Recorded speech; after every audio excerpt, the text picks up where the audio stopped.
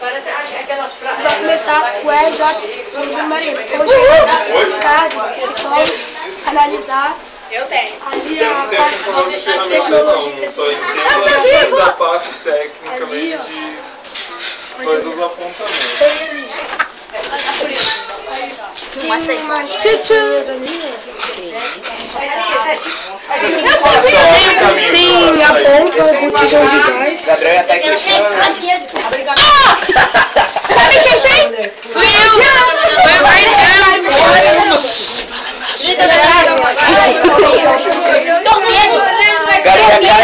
cara de aço. Meu mamilo! Quem é que tá gritando aí? Me dá o nome dessa criatura que tá gritando. Vamos Pra mim colocar aqui no meu caderno. Davi.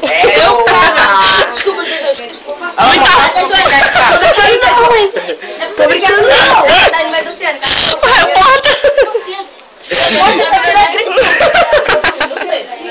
Vou mostrar, olha só, nossos amigos aqui, ó. A cama ali, muito valeu.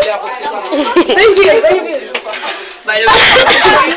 Fica com Deus. As câmeras, Caraca, que é isso aí vocês estão daqui? vendo. É saída. Vem aqui pra saída.